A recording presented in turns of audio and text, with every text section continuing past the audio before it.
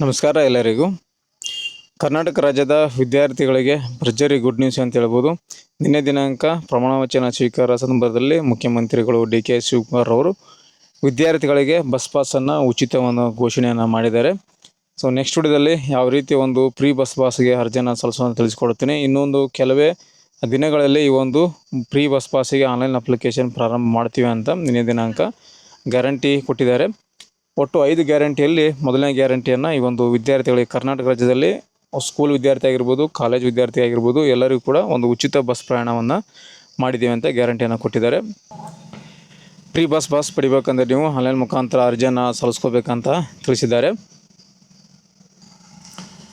1ನೇ ತರಗತಿಯಿಂದ 10ನೇ ತರಗತಿವರೆಗೂ ಮತ್ತು PUC, degree, ITI, diploma ಮತ್ತು PG ವಿದ್ಯಾರ್ಥಿಗಳಿಗೆ ಈ ಒಂದು ಉಚಿತ ಬಸ್ ಪಾಸನ್ನು ಎಲಿಜಿಬಲ್ ಇದ್ದಾರೆ ಅಂತ ಹೇಳಿದ್ದಾರೆ. ಹಾಗಾಗಿ ನೀವೇನಾದರೂ ಬಸ್ ಪಾಸ್ ಅರ್ಜಿ ಹಾಕಕ್ಕೆ ಹೋಗಿದರೆ ಇನ್ನೂ ಒಂದು ವಾರ ಹಾಕಕ್ಕೆ ಹೋಗಬೇಡಿ.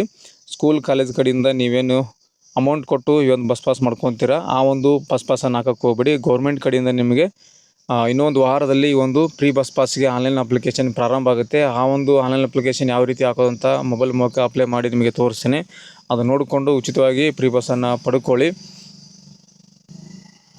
ಮತ್ತು ಈ ಒಂದು ಫ್ರೀ ಬಸ್ ಪಾಸಿಗೆ ಬೇಕಾಗೋ ಡಾಕ್ಯುಮೆಂಟು ಆಧಾರ್ ಕಾರ್ಡ್ ಬೇಕಾಗುತ್ತೆ, ಕಾಲೇಜು ಸ್ಕೂಲು ಕಡೆಯಿಂದ ಅಡ್ಮಿಷನ್ ಮಾಡಿ ರಿಸಿಪ್ಟ್ ಬೇಕಾಗುತ್ತೆ, ಮತ್ತು ಹಿಂದೆ ತರಗತಿ ಎಷ್ಟನೇ ಕ್ಲಾಸ್ ಪಾಸ್ ಆಗಿದ್ದೀರಾ ಅದೊಂದು ಮಾಸ್ ಕಾರ್ಡ್ ಬೇಕಾಗುತ್ತೆ, ಜಾತಿ ಆದಾಯ ಪ್ರಮಾಣಪತ್ರ ಕೂಡ ಬೇಕಾಗುತ್ತೆ, ಮತ್ತು ಒಂದು ಫೋಟೋ ಕೂಡ ಬೇಕಾಗುತ್ತೆ. ಮೊಬೈಲ್ ನಂಬರು, ಇಮೇಲ್ ಐಡಿ ಇದ್ದರೆ ಸಾಕು. ಈ ಒಂದು ಫ್ರೀ ಬಸ್ ಪಾಸಿಗೆ ಅಪ್ಲಿಕೇಶನ್ನ ಹಾಕ್ಕೋಬೋದು. ಆಲ್ಮೋಸ್ಟ್ ಆಗಿ ಈ ಹಿಂದೆ ಗ್ಯಾರಂಟಿ ಸ್ಕೀಮ್ಗಳಿದ್ದಾವಲ್ಲ, ಸೇವಾ ಸಿಂಧು ಮುಖಾಂತರ ಅರ್ಜಿಯನ್ನು ಹಾಕೋಕ್ಕೆ ಅವಕಾಶ ಇತ್ತು. ಸೊ ಇದನ್ನು ಕೂಡ ಸೇವಾ ಸಿಂಧು ಮುಖಾಂತರವೇ ಅಪ್ಲಿಕೇಶನ್ ಮಾಡೋಕ್ಕೆ ಲಿಂಕನ್ನು ಬಿಡ್ತಾರೆ. ಲಿಂಕ್ ಬಿಟ್ಟಾಗ ಅರ್ಜಿ ಯಾವ ರೀತಿ ಸಲ್ಲಿಸೋದಂತ ನಿಮಗೆ ತಿಳಿಸ್ಕೊಡ್ತೀನಿ. ಆ ವಿಡಿಯೋ ನೋಡಿಕೊಂಡು ನೀವು ಅಪ್ಲಿಕೇಶನ್ ಹಾಕ್ಕೋಬೋದು.